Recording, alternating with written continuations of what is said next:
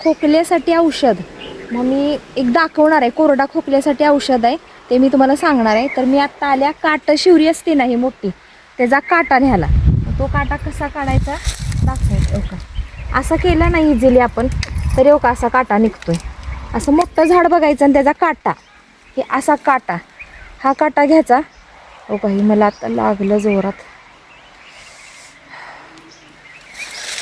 हा तर बघा आता मी रानात आले आणि कोरडा खोकला, आपल्याला कोरडा खोकला येतो का नाही, मग त्या कोरड्या खोकल्यासाठी एक औषध आहे. का तर 2-3 दिवस झालं मला पण त्रास होतोय. मग मी हे औषध कायम खाते, पण कोरड्या खोकल्याला मला फरक पडतो. मग तुम्हाला पण कधी कोरडा खोकला झाला तर तुम्ही नक्की हे औषध ट्राय करू शकता. तर ही घाणेरीची पानं, ही घाणेरीची पानं घ्यायची, कोवळी अशी 2 घेऊ शकता, 4 सुद्धा घेऊ शकता. मी शक्यतो 2-2च घेते, म्हणजे तुम्हाला जसं स्टार्टला जरा हे वाटतं.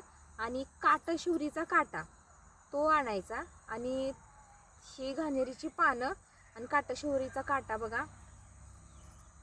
का असा काटा मी आणून ठेवलेला आहे. शिवरीचा काटा, जी शिवरी असते ना जाड, त्याचा हा काटा काढून आणलेला आहे. आणि असं त्याचं मी असं तोडून घेणार आहे. आता बघा असं नकाना टोकरलं की लगेच निघतं. बाजवळ घे. असा हा काटा शिवरीचा काटा आणि असा तोडून घेतलाय. आणि ही 2 पानं, मग आता ही पानं आहेत ना 2, तर मी ही धुवून घेत्या.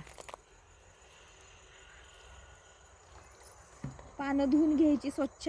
आणि दिवसातून तुम्ही सकाळी, दुपारी आणि संध्याकाळी हे 3 टाइम तुम्ही खाऊ शकता. का हे असा काथ ह्याच्यामध्ये घालायचा, ह्या पानांमध्ये. ही पानं मी आता धुवून घेतलेत. असं पानांमध्ये घालायचा आणि असं चावायचं आणि त्याचा रस गिळायचा.